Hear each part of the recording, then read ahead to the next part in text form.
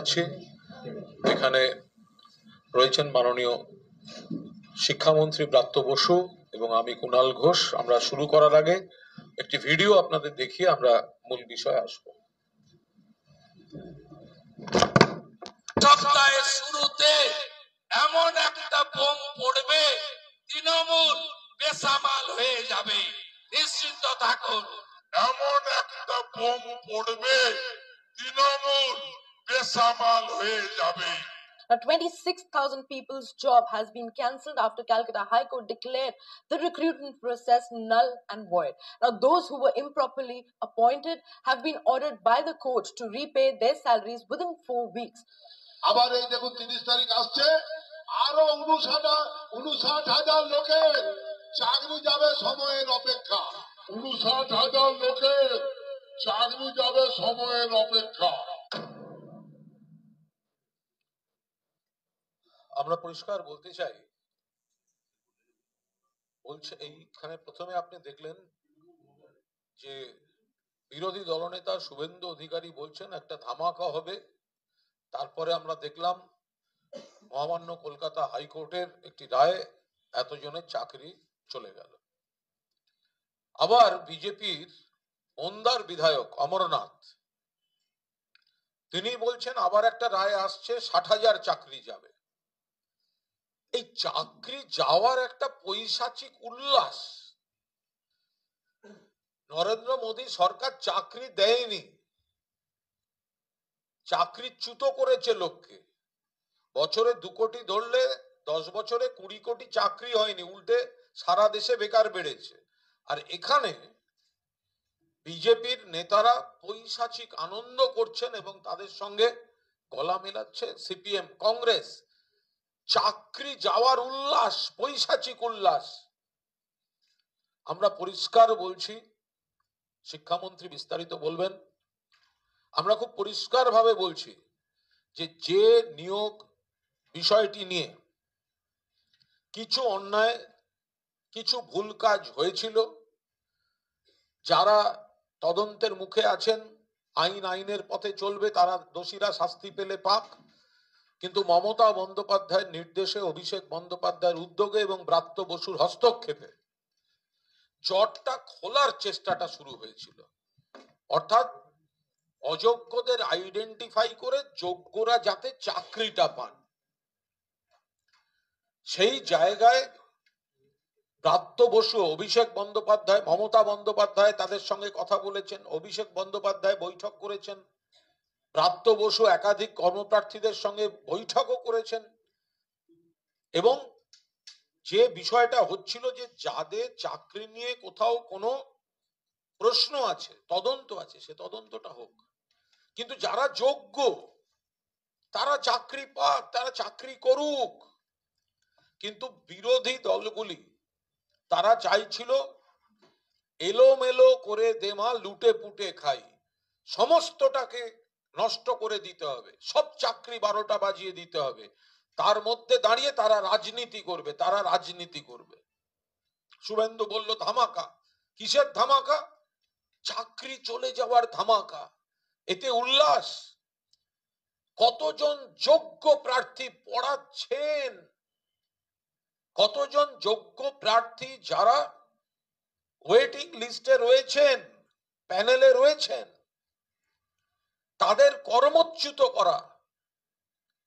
যেখানে এসএসসি নির্দিষ্ট করে দিয়েছে যে বিতর্কিত বা প্রশ্ন চিহ্ন আছে বা তদন্ত সাপেক্ষ চাকরি কাদের,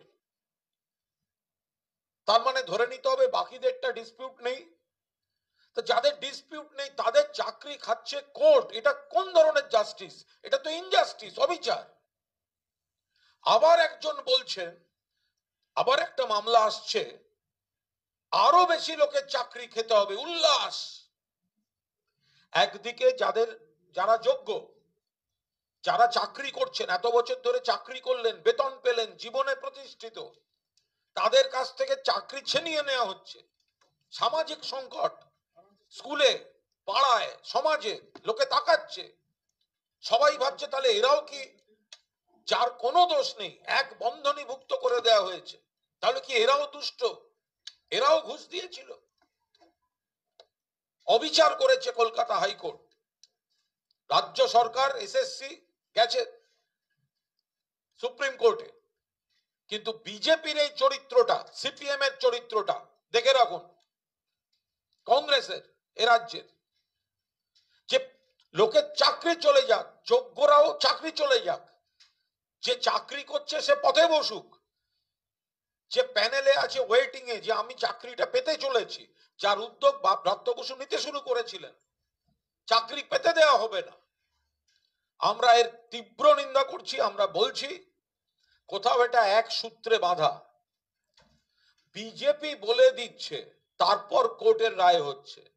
বিজেপি আগাম বলছে বিস্ফোরণ, তারপর কোর্টে লোকের চাকরি যাচ্ছে। আবার বিজেপির বিধায়ক বলছেন যে আরো কিছু লোকের চাকরি যাবে, আবার একটা কোর্টের অর্ডার আসছে। তাহলে বিজেপির পার্টি অফিস থেকে টাইপ করে আদালতে অর্ডার যাচ্ছে, নাকি আদালত যখন অর্ডার টাইপ করছে সেখানে বিজেপির লোক বসে থাকছে? এ নিয়ে যদি কেউ প্রশ্ন তোলেন, সেই প্রশ্ন তোলার অধিকার কারুর সবারই রয়েছে। আমরা যারা অযোগ্য বা যাদের চাকরি নিয়ে প্রশ্ন আছে, অন্যায় তদন্ত হোক। আর এসএসসি কাদের বিরুদ্ধে তদন্ত চলছে সেটা তো জমা দিয়ে দিয়েছে, সেটা তো প্রকাশ্যে এনে দিয়েছে। তাহলে তো যাদের তদন্ত হচ্ছে না, তার মানে তাদেরটা স্বচ্ছ। তাহলে তাদের চাকরিটা খেয়ে নিয়ে কোর্টের কোন ন্যায় বিচার? আর তাদের চাকরি খাওয়ার আনন্দটা, পৈশাচিক উল্লাসে ভোটের বাজারে বাজার করতে নেমেছে এই সিপিএম, এই কংগ্রেস এবং ভারতীয় জনতা পার্টি। আমরা বলছি, ভারতীয় জনতা পার্টি যারা ধামাকার কথা বলছেন, চাকরি খাওয়ার কথা বলছেন, আর তারপরে যে বিচারকদের হাত দিয়ে চাকরি যাওয়ার অর্ডার বেরোচ্ছে, এদের মধ্যে কোনো যোগাযোগ আছে কিনা সেটাও সিবিআই এর তদন্তে আসা উচিত। এটাও সিবিআই এর তদন্তে আসা উচিত। অভিজিৎ গঙ্গোপাধ্যায়কে আমরা দেখেছি বিচার ব্যবস্থায় থাকাকালীন বিজেপির সঙ্গে আলোচনার দরজা খুলে তিনি বিজেপির প্রার্থী হতে গেছেন। তাহলে বিজেপির নেতারা বলে দিচ্ছেন ধামাকা হবে, বিজেপির নেতারা বলে দিচ্ছেন চাকরি যাবে, আর কোর্ট চাকরি যাওয়ার অর্ডার দিচ্ছে, এর মধ্যে কোনো যোগসূত্র আছে কিনা সেটাও সিবিআই তদন্তের আওতায় থাকা উচিত। ব্রাত্য বসু।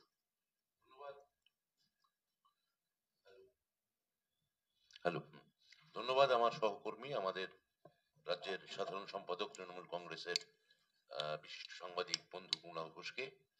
আপনাদের সবাইকে স্বাগত জানাই। কুণাল বিস্তারিতভাবে বলেছেন। মোদ্দা কথা হচ্ছে যে যেভাবে আগে থেকে আগাম ঘোষণা করে অমুক তারিখ একটা বোমা ফাটবে বা অমুক তারিখ চাকরি যাবে, আজকে এর আগের দিন বিরোধী দলনেতা বলেছিলেন, এবং আজকে পরিষ্কার দেখা যাচ্ছে যে ওন্দার বিধায়ক তিনি প্রায় উল্লাস প্রকাশ করছেন। এবং আমরা আগের দিনও দেখেছি যে যখন এই 26,000 চাকরি চলে যাওয়ার রায় আদালত দেয়, তখন প্রতিটি বিজেপি নেতার কণ্ঠে যে উল্লাস, যে রাজ্য সরকার বিপদে পড়ার থেকেও বিপদে তো পড়েইছে এটা বলতে চাইছেন তারা, এবং তার থেকেও বড় কথা এত মানুষের চাকরি চলে গেল, এটা যেন কি আনন্দের কথা। কথা হচ্ছে যে আজকেই এসএসসি একটা সাংবাদিক বৈঠক করে যে ন্যারেটিভ সেটেল করা হচ্ছিল যে এসএসসি নাকি অযোগ্যদের তালিকা আদালতে জমা দেয়নি।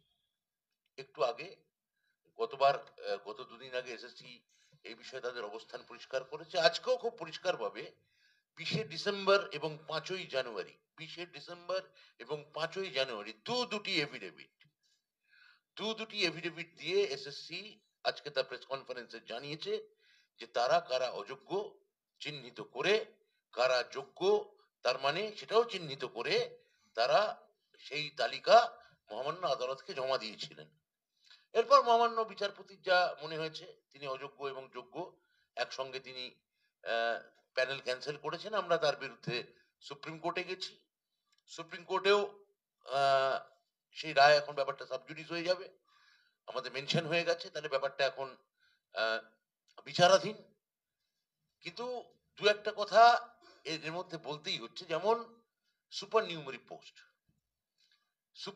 পোস্ট নিয়ে আমরা দেখতে পাচ্ছি যে এটা নিয়ে খুবই চর্চার মধ্যে গণমাধ্যমের মধ্যে রয়েছে।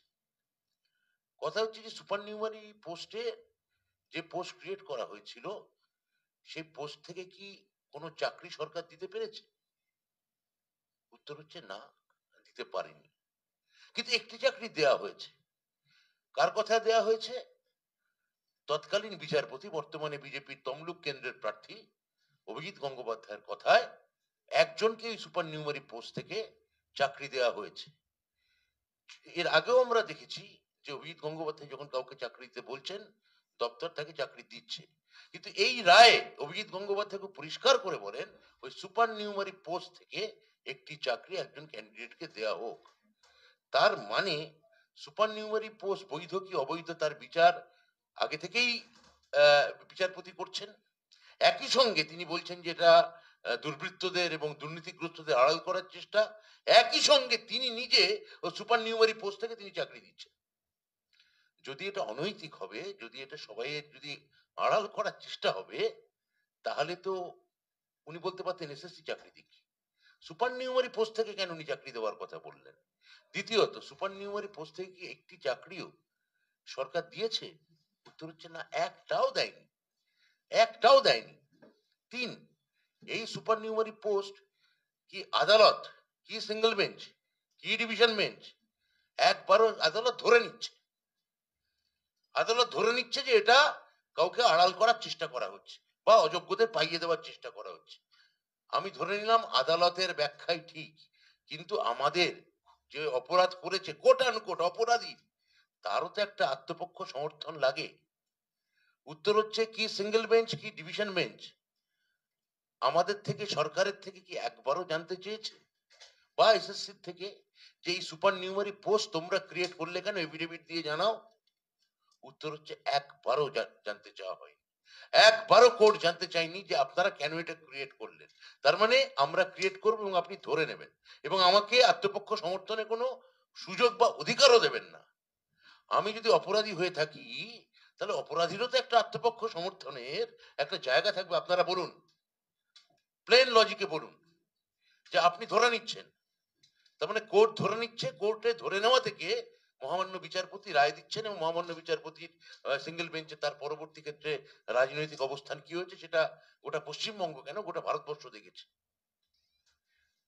তাহলে এই সুপার নিউমারি পোস্ট কি আছে আদৌ না আছে, যেটা যৌথ মন্ত্রিসভা একসঙ্গে সিদ্ধান্ত নিয়েছিল, সেটা আমাদের কি কোর্ট কখনো বলেছে? মনে রাখবেন, এসএসসি ক্যান অ্যাপ্লিকেশন করে সিঙ্গেল বেঞ্চে দাবি জানিয়েছিল, আপনারা যদি বলেন যে সরকারকে আমরা বলবো যে সুপার নিউমারি পোস্ট আমরা ক্যান্সেল করে দেব, আপনারা আমাদের ইনস্ট্রাকশন দিন, অযোগ্যদের আপনারা বাদ দিতে বলুন, অযোগ্যদের বাদ দিয়ে সেই জায়গায় ওয়েটিং লিস্ট থেকে যোগ্যদের চাকরি দিতে বলুন। সিঙ্গেল বেঞ্চের বিচারপতি, তৎকালীন বিচারপতি, বর্তমানে বিজেপি নেতা, তিনি সেই ক্যান অ্যাপ্লিকেশনকে ডাস্টবিনে তুলে ছুঁড়ে ফেলে দিয়ে একটি সিবিআই দিয়ে দিলেন। তাহলে আমরা বারবার আমরা এই ছেলে মেয়েদের মুখের দিকে তাকিয়ে বারবার চেয়েছি অযোগ্যরা সরে যাক, যোগ্যরা আসুক। তার জন্য যে যে পন্থা নিতে হয় দরকার হলে কোর্ট আমাদের বলে দিক, কোর্ট আমাদের দিশা দেখাক, এ কথাও আমরা বারবার বলেছি। তারপরেও সেটা না করে যেভাবে কার কথায় কার অঙ্গুলি এলো নেই আমি জানি না, এই মাননীয় এই বিরোধী দল নেতা বা এই যে মাননীয় বিধায়ক যেটা বললেন, অর্থাৎ বিজেপির কথায় এগুলো করা হচ্ছে কিনা তাই নিয়ে কি আমরা প্রশ্ন তুলতে পারি না? বারবার এটা আমাদের সরকারকে বিপদে পড়ার পর, তথাকথিত কোট আনকোট বিপদে পড়ার পর তাদের যে উল্লাস আমরা দেখতে পাচ্ছি, তার মানে পুরোটা কোথায় একটা অদৃশ্য নেক্সাসে বাঁধা, একটা এর মধ্যে একটা যোগসূত্র আছে। সেই যোগসূত্র কোনো বিজেপি নেতা উৎসাহের আধিক্যে, আনপড় বিজেপি নেতা উৎসাহের আধিক্যে তিনি সেটা মুখ দিয়ে প্রকাশ করে ফেলছে। আসলে এই ছেলে মেয়েগুলোকে তারা বলির পাঁঠা হিসেবে ভাবছে। এই ছেলে মেয়েগুলির জন্য তাদের কোনো দরদ নেই। আমি পরিষ্কার বলতে চাই, এই ছেলে মেয়েগুলির জন্য যদি কারোর দরদ থাকে, যদি কারোর ভালোবাসা থাকে, তাই সরকার এবং আমাদের মুখ্যমন্ত্রীর আছে। মুখ্যমন্ত্রী জানিয়ে দিয়েছেন এই ছেলেগুলির জন্য যারা যোগ্য তাদের জন্য তিনি যতদূর যেতে হয় তিনি যাবেন। আপাতত বিষয়টা আইনি লড়াইয়ের মধ্যে রয়েছে। আইনি আমরা সুপ্রিম কোর্টে আবেদন করেছি, আমরা মহামান্য সুপ্রিম কোর্টের দিকে তাকিয়ে থাকবো এসএসসি তাদের আজকে কে অযোগ্য এবং কে যোগ্য ইত্যাদি তালিকা নিয়ে যে ধোঁয়াশা তৈরি করার গতকাল বিজেপি নেতারা চেষ্টা করছিলেন, পরিষ্কারভাবে জানিয়ে দিয়েছে। এবং আমি আপনাদের জানাচ্ছি এসএসসির কথার সূত্র ধরে যে 20শে ডিসেম্বর এবং 5ই জানুয়ারি দুটি এফিডেভিট দিয়ে এসএসসি জানিয়েছিল এই মাত্র এই কজন হচ্ছে অযোগ্য, সেটা হচ্ছে সেই সংখ্যাটা হচ্ছে 8%, আর বাকি 92% হচ্ছে যোগ্য। তাহলে আমরা আমাদের দিক থেকে যা যা করার করেছি, এবার আপনারা আপনাদের দিক থেকে যা যা করার করুন। কিন্তু মনে রাখবেন, এতগুলি ছেলে মেয়ে যে কর্মহারা হলো, যোগ্য মানুষ কর্মহারা হলো, সরকার কিন্তু তাদের পাশে ছিল, আছে এবং থাকবে। এইটুকু আপাতত আমরা বললাম। আপনারা এর মধ্যে দেখেছেন যে কিভাবে আমাদের নেতা অভিষেক বন্দ্যোপাধ্যায় তিনি চ্যালেঞ্জ দেওয়া সত্ত্বেও, আজকে আমি জানি না কতদিন হলো, লাস্ট দিন বোধহয় আমরা বলেছিলাম 100 দিন মতো হয়ে গেছে, হ্যাঁ 100 ঘন্টা মতো হয়ে গেছে, এখন 1000 ঘন্টা মতো বোধহয় হয়ে গেছে, যে না ঘন্টা দিয়ে হয়ে গেছে যে অভিষেক বন্দ্যোপাধ্যায় চ্যালেঞ্জ দিয়েছেন এবং সেই চ্যালেঞ্জ বিজেপির কোনো বড় শীর্ষস্থানীয় নেতা অ্যাকসেপ্ট করেননি। তাহলে বাংলার মানুষকে আপনি টাকা দেবেন না, যারা তথাকথিত অর্থে নিরন্ন মানুষ, গরিব মানুষ, তাদের আপনারা ভাতে মারবেন, যারা মধ্যবিত্ত শিক্ষিত ছেলে মেয়ে বাঙালি বলে তাদের আপনারা চাকরি খাবেন এবং তারপর বাংলাতেই এসে ভোট চাইবেন, বাংলায় ঘুরে ঘুরে পরিযায়ী পাখির মতো বিভিন্ন জায়গায় যাবেন, বাংলার মানুষকে আবাস যোজনার টাকা দেবেন না, 100 দিনের টাকা দেবেন না, বাংলার মানুষদের চাকরি খাবেন, তার সেই চাকরি যাওয়াতে আনন্দ প্রকাশ করবেন, উল্লাস করবেন এবং আগাম ঘোষণা করে দেবেন যে অমুক দিন একটা, আজকে ধরা যাক আজকে নাইট্রোজেন বোমা ফাটিয়েছি, সামনের দিন হাইড্রোজেন বোমা ফাটাবো, ফাটিয়ে 59,000 লোকের বাঙালির চাকরি খাবো। এইটা যদি হয়ে থাকে বিজেপির রাজনীতি, গোটা ভারতবর্ষেই বিজেপি নড়বড় করছে, ইন্ডিয়া জোটকে অনেক উজ্জ্বল দেখাচ্ছে। তো আমার মনে হয় যে কোথাও এই অপশাসন, এই দমবন্ধ করা, এই সারাক্ষণ সিবিআই, ইডি এবং এনআইএ ইত্যাদি হুমকি দেওয়ার যে রাজনীতি, ভয় দেখানোর রাজনীতি, ব্ল্যাকমেলিং এর রাজনীতি, দম বন্ধ করে দেওয়ার রাজনীতি, এই রাজনীতির অবসান ভারতবর্ষের মানুষ এই ভোটে দেবে, গণতন্ত্র জিতবে। গণতন্ত্রের সব থেকে বড় উৎসব নির্বাচনে, তা আমরা তার প্রমাণ এবার পাবো। এবার আপনাদের যদি কোনো প্রশ্ন থাকে আমাকে এবার করতে পারেন, আপনারা যাকে করতে চান তার নাম করে বলবেন এবং কোন কাগজ থেকে করছেন বা কোন ইলেকট্রনিক মিডিয়া থেকে করছেন তার পরিচয়টা সঙ্গে দিয়ে দেবেন।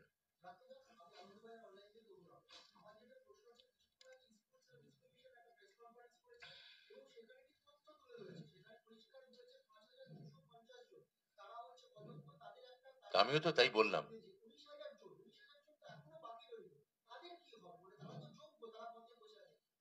তা সেটার জন্যই তো আমি এক্ষুনি আপনাদের জানালাম যে আমরা যোগ্যদের জন্য সুপ্রিম কোর্টে গেছি। সুপ্রিম কোর্ট এবার কি রায় দেন মহামান্য সুপ্রিম কোর্টের বিচারপতি, আমরা সেই দিকে তাকিয়ে থাকবো। এই যে যোগ্য এবং অযোগ্যকে মিলিয়ে দেওয়া হলো, এইটা খুব দুর্ভাগ্যজনক। আমরা এর আগেও যখন জাস্টিস অভিজিৎ গাঙ্গুলি যখন বিচারপতি ছিলেন, আমরা তার কোর্টে গিয়ে বলেছিলাম যে যদি আপনি বলেন আমরা সুপার নিউমারি পোস্ট ক্যান্সেল করে দেবো, অযোগ্যদের বার করে দেবো এবং তার জায়গায় যারা ওয়েটিং লিস্টে যোগ্যরা আছে তাদের আমরা ইনক্লুড করব। তিনি সে পন্থা নেননি, আমি একটু আগেই বলেছি।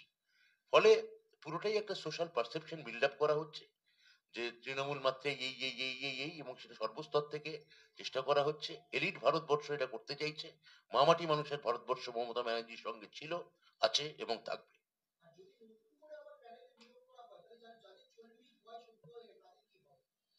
সবই তো এগুলো আপনি তো আমার এই প্রশ্ন তো, আপনার মতো এই প্রশ্ন তো আমারও। সেই প্রশ্নের নিরসন খুঁজতে যারা 40 হয়ে গেছে তারা আদৌ পরীক্ষায় বসতে পারবে কিনা, এই যে পুনর্মূল্যায়ন করতে বলা হচ্ছে, তারা আদৌ পরীক্ষায় বসতে পারবে কিনা, এটা কোনো দিক নির্দেশ নেই। হ্যাঁ, তো সেটাও তো আমরা আমাদের সুপ্রিম কোর্টে সেটা জানাবো একজন করে। বলুন, বলছি যোগ্য, আপনি কে, পরিচয়টা দিন। আমি রেশমি সিএন থেকে। এই যোগ্য এবং অযোগ্যদের চিহ্নিত করা কি করে হবে? 19,000-এর মধ্যে আমরা চিহ্নিত যোগ্য করব না, এ তো OMR sheet CBI hard disk ধরেছে, সেখান থেকে সিবিআই চিহ্নিত করেছে, সিবিআই এসএসসি কে জানিয়েছে, এসএসসি আদালতকে জানিয়েছে। এই তো কিন্তু আমাদের করার কথা না, এটা এসএসসির কাজ প্রাথমিকভাবে, এবং তারপর যখন বিচারপতি রায় দিয়েছেন যে সিবিআই ওএমআর শিট বার করে বলে দেবে কারা অযোগ্য, সেই তালিকা সিবিআই দিয়েছে, সেই তালিকাই এসএসসি কোর্টকে দিয়েছে।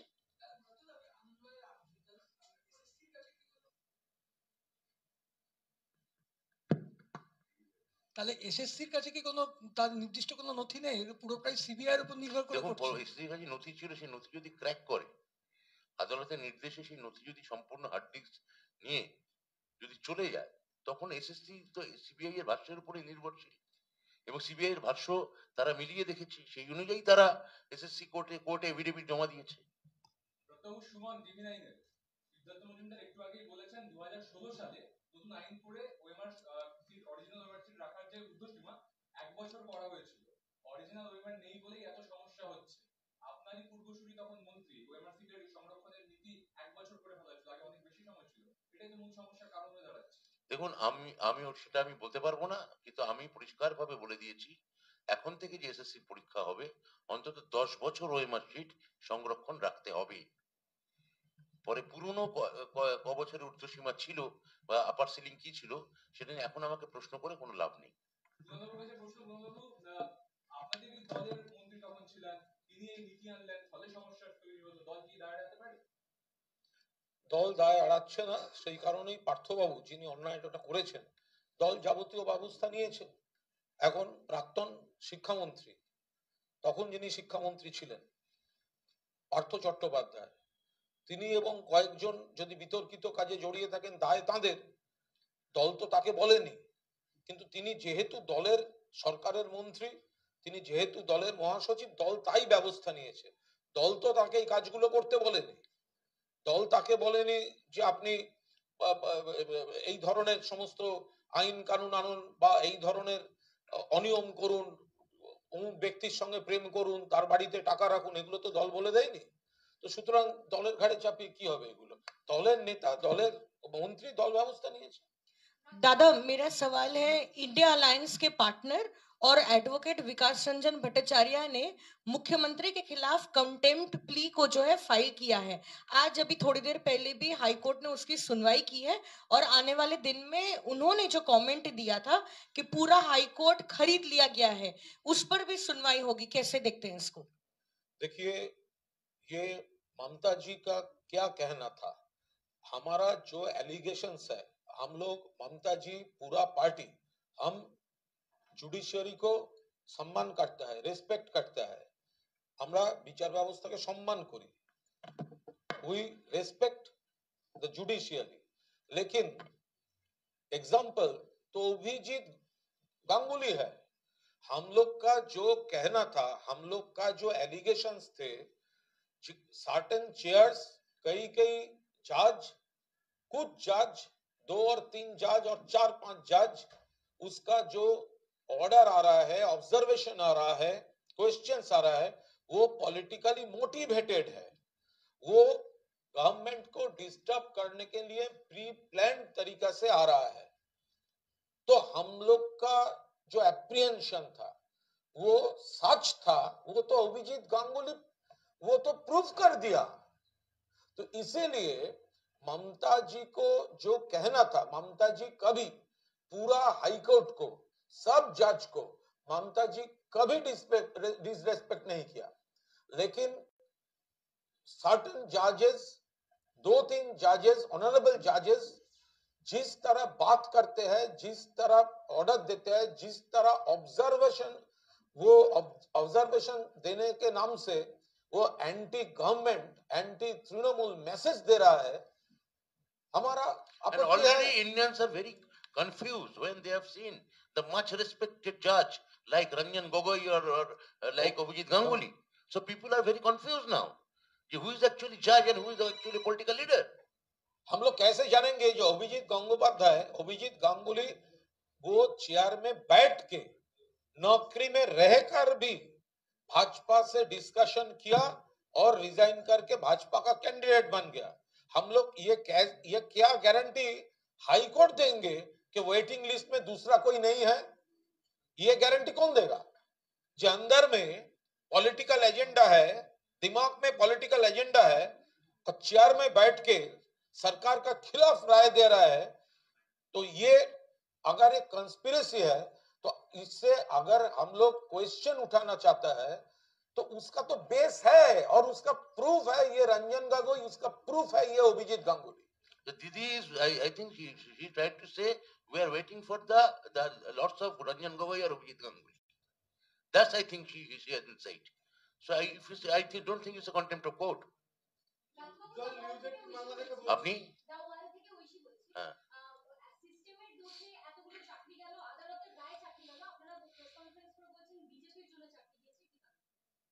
একবার তো বলিনি, কোথায় বললাম আমি? কি তাই কি? না না, যেটা আমরা বক্তব্য ভোট চাইছে যেটা ভোট চাইছে বললাম, বিজেপির আপনি ক্ষতি তো এবং বুঝতে পারেননি। চাকরি খাওয়া দেখিয়ে উল্লাস দেখিয়ে বিজেপি তারা চাইছে চাকরি আরো যাওয়াতে চাকরি যাক। উল্লাস প্রকাশ করছে এবং চাইছে তারা চাকরি যাক। আমরা আরো তার আমরা সঙ্গে ভিডিও বলছি চালিয়ে দেখিয়েছি। যে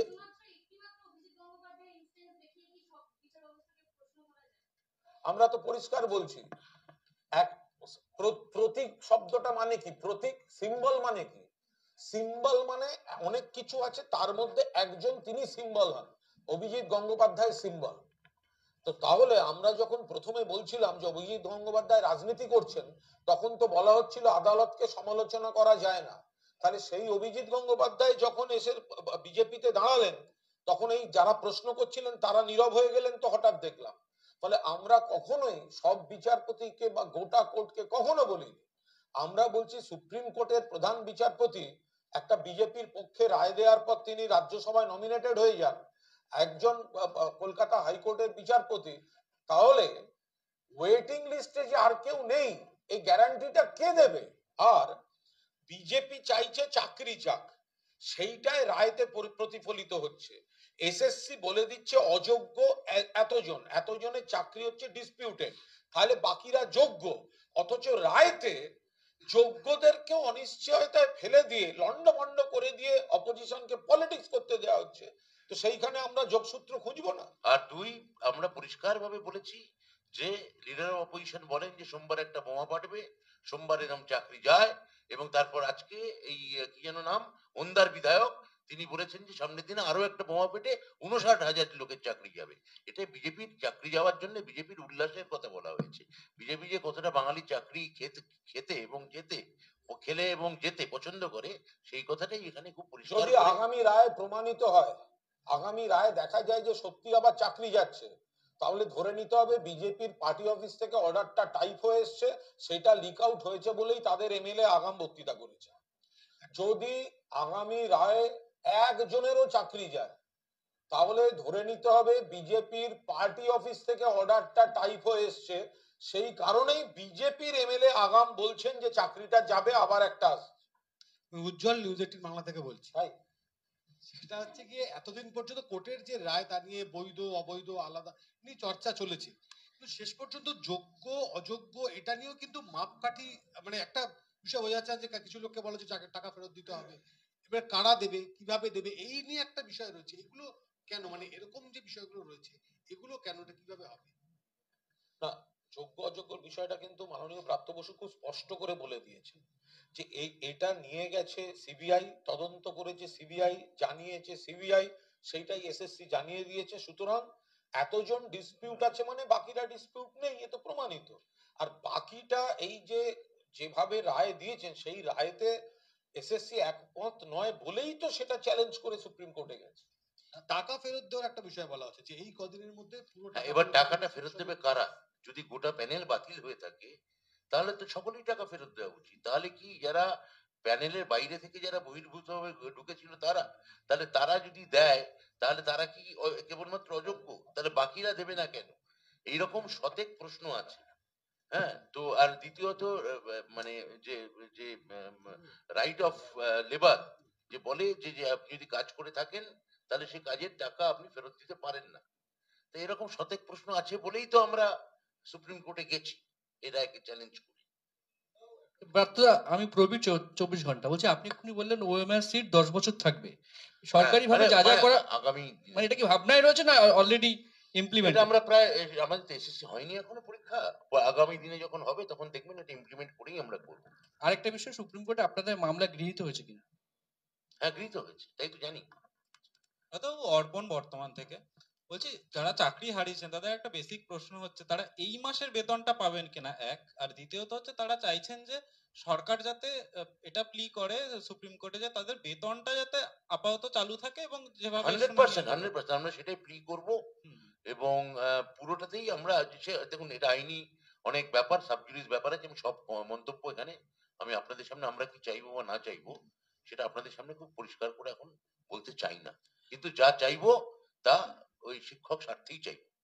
আর এপ্রিল মাসের মাইনেটা তারা মানে সেটা দেওয়ার এপ্রিল মাসের মাইনে এখানে প্রেস কনফারেন্স করে আমার পক্ষে বলা মুশকিল। ব্রাত্যতা রণজয় বলছে এনকেটিভি থেকে। একটু আগে কুণাল ঘোষ বললেন যে যেভাবে 26,000 শিক্ষকের চাকরি গিয়েছে এবং সেখানে কোনো নেক্সাস রয়েছে কিনা সেই জায়গা থেকে তদন্ত হওয়া উচিত বিজেপি নেতাদের সঙ্গে। শিক্ষামন্ত্রী হিসেবে আপনি কি মনে করছেন এই বিষয়ে? দেখুন, আমি তো যদি শিক্ষামন্ত্রী হিসেবে আপনি যদি আমার প্রশ্ন করেন, আমি তো এখানে তৃণমূলের নেতা হিসেবে বসেছি। এখন শিক্ষামন্ত্রী হিসেবে প্রশ্ন করলে আমি তো তৃণমূল শিক্ষকেরও নেতা, বিজেপি শিক্ষকেরও নেতা, এমনি মন্ত্রী, বিজেপি শিক্ষকেরও মন্ত্রী, এবং এমনি তিনি কোনো রাজনীতি করেন না তারও মন্ত্রী। আমি তো বিষয়টাকে এইভাবে দেখি। ফলে আমার আমার মন্ত্রী হিসেবে আপনি এখানে যে আমার ভাষ্য চাইবেন না, মন্ত্রী হিসেবে আমার ভাষ্য চাইতে হলে আপনি বিকাশ ভবনে চাইবেন। আমি সৌরভ বলছেন, টিভি 9 বাংলা থেকে। ব্রাত্যবর কাছে আমার প্রশ্ন, সেটা হচ্ছে 2016 সালে যে বছর ওএমআর এর যে সংরক্ষণের যে সময়সীমা, যেটা 1 বছর করে দেওয়া হলো, আজ এসএসসি কমিশনের চেয়ারম্যান তিনি নিজেও বলছেন যে সেটা যদি না হতো তাহলে হয়তো সমস্যাটা কম হতো, জটিলতাটা কম হতো কোথাও তো একটা। সেটা আমার সময় নয়, আমি বলতে পারবো হ্যাঁ, না। কিন্তু স্কুল সার্ভিস কমিশনের তো একটা কথা দায় থাকে যে তারা এটাকে অ্যাপ্রুভ করলো কি করে, যদি কোথাও থেকে আসে তারা সরকারকে একবার জানানো না যে এরকম এটা করতে বলা হচ্ছে, এর ফলে সমস্যা দেখুন, হচ্ছে। এটা তো 16 সালে হয়ে গেছে। তখন 16 সালে সিদ্ধান্ত হয়েছে, সরকারি সিদ্ধান্ত। এবার এসএসসি সিদ্ধান্ত নিয়েছে, ডিপার্টমেন্ট সেটাই হয়তো শিলমোহর দিয়েছিল তখন। এখন আমি তো বলছি যে আমরা একটা অন্য পলিসি নেব। দায় নিশ্চয়ই থাকে, দায় আছে বলেই তো এই সিচুয়েশনটা তৈরি হয়েছে। আমার মনে হয় এসএসসি চেয়ারম্যান সেটাই, মানে বর্তমান এসএসসি চেয়ারম্যান সেই ভাষ্যটাই দিতে চেয়েছেন। Thank you. না, কুণালদার কাছে আমার প্রশ্ন যে কুণালদার কাছে প্রশ্ন, সৌমিত্র খাঁ বিষ্ণুপুরে যিনি প্রার্থী হয়েছেন বিজেপির, তিনি বলছেন যে অভিষেক বন্দ্যোপাধ্যায়ের নাম জড়িয়ে যে শিক্ষক নিয়োগ প্রার্থী পিছু 8 লক্ষ টাকা চেয়েছিলেন অভিষেক বন্দ্যোপাধ্যায় ও আকাশ বন্দ্যোপাধ্যায়। মানহানি মামলায়, মানে উনি এক্সপেক্টই করছেন মানহানি মামলা করা হবে, তাহলে জামা কাপড় খুলে নেওয়ার হুঁশিয়ারি। আরে ও তো যার কথা ওর বউ মানে না, ওর প্রাক্তন স্ত্রী ওর বিরুদ্ধে ক্যান্ডিডেট, ও ভুলভাল কথা বলে বলে ও ঠিকঠাক রাজনীতি করে না, ঠিকঠাক কথা বলে না, এগুলো তো সুজাতা মন্ডল বলছে যে জিততে চলেছে। তো এখন সুজাতার কাছে হারতে চলেছে, সেই জায়গায় দাঁড়িয়ে আবল তাবল কিছু কথা বলে। ও আগে সুজাতাকে ভোটে লড়ুক, তারপর এসব বিষ্ণুপুরের বাইরের কথা নিয়ে ভাববে। আজকে শ্রীরামপুরে প্রচার করার সময় আমার দুজনের কাছে প্রশ্নটা আছে, যেহেতু কাঞ্চন মল্লিক একই সঙ্গে তারকা জগৎ থেকেও আছে এবং অভিনয় জগৎ থেকেও আছেন, দুজনের কাছে প্রশ্নটা। কাঞ্চন মল্লিককে কল্যাণ বন্দ্যোপাধ্যায় বলেছেন যে আপনি প্রচারের গাড়িতে আসবেন না, মহিলারা রিয়াক্ট করছেন, আপনি নেমে পড়ুন গাড়ি থেকে।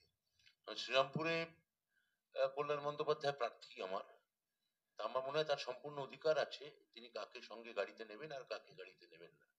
সেখানে তার যদি কোনো সমস্যা ঘটে থাকে সেটা তার উপর, তার বিবেচনার উপরই ছাড়া উচিত। ফলে এখানে আমার তার বিবেচনাকেই আমি এন্ডোর্স করছি।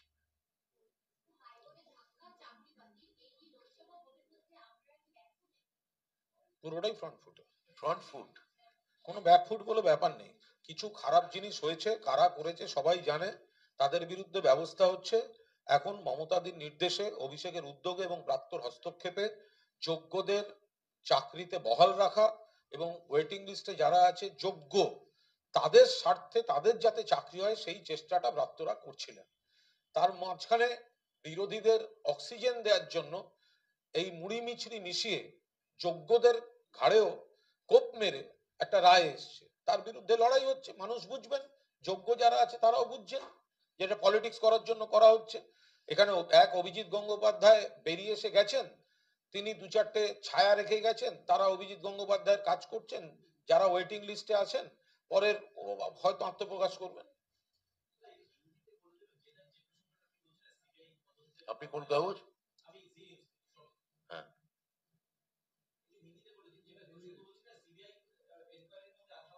देखिए, ये जो भाजपा वालों है, भाजपा का जो सो कॉल्ड ऑपोजिशन लीडर है, वो पहले बोल रहा है देखिए धमाका हो रहा है, तब ये नौकरी जाने का ऑर्डर निकला।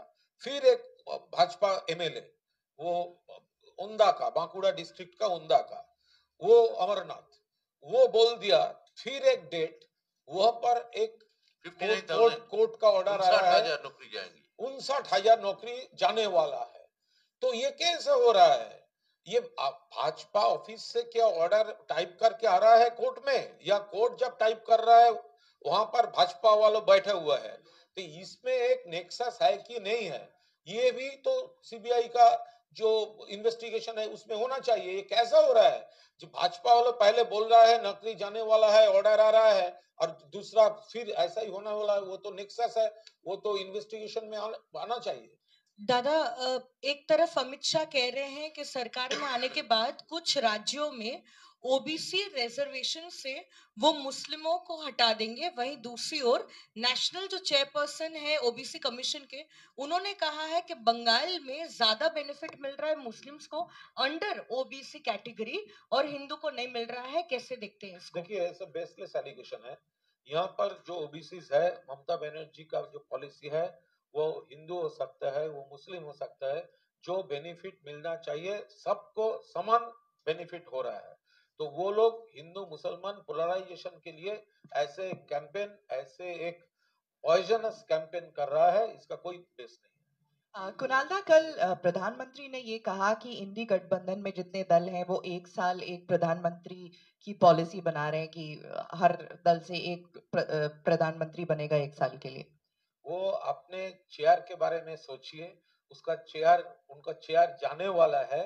अभी विकल्प गवर्नमेंट जो है वो ओथ लेने वाला है दिल्ली में। तो आपने चेयर के लिए सोचिए, ऑपोजिशन कैसे गवर्नमेंट फॉर्म करेंगे, ये ऑपोजिशन का जो जुरिस्डिक्शन है, ऑपोजिशन का हक है, और ऑपोजिशन उसका स्ट्रेटेजी तैयार कर रखा है। এই মুহূর্তে ডেভেলপমেন্ট মুখ্যমন্ত্রীর বিরুদ্ধে শতপ্রণোদিত মামলা গ্রহণ করেছে কলকাতা হাইকোর্ট।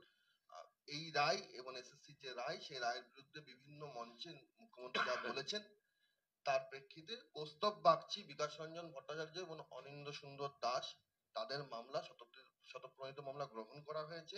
এবং বিকাশ রঞ্জন ভট্টাচার্য বলেছেন যে উনি বারবার বিভিন্ন জায়গায় মানে মুখ্যমন্ত্রীকে মিন করে যে বিচার প্রক্রিয়া এবং বিচার ব্যবস্থাকে আক্রমণ করছেন।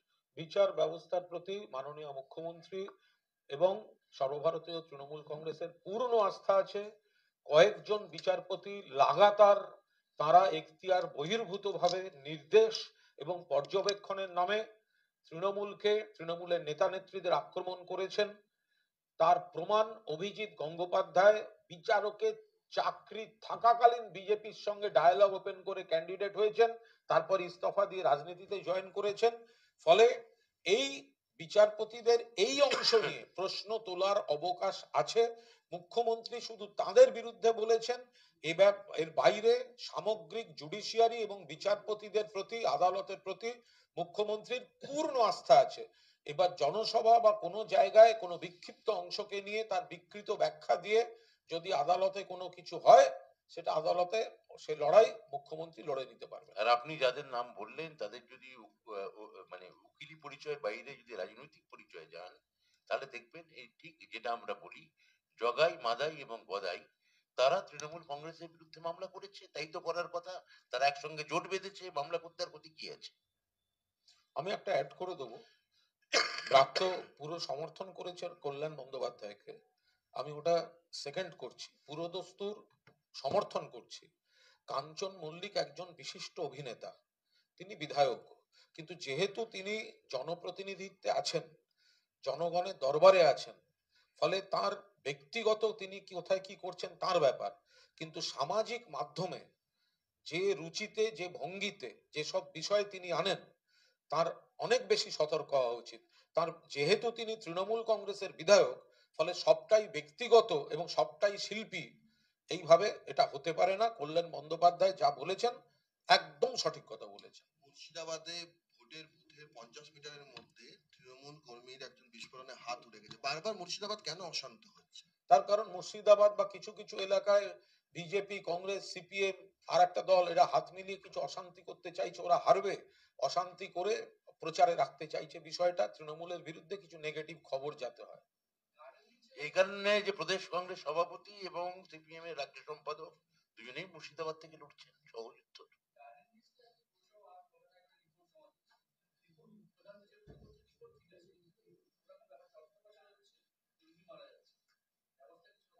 এটা সম্পূর্ণ পুরসভার প্রশাসনিক বিষয়। আমার মনে হয় মেয়র তিনি এই ব্যাপারটা যথেষ্ট স্পষ্টভাবে বলে দিতে পারেন। Thank you.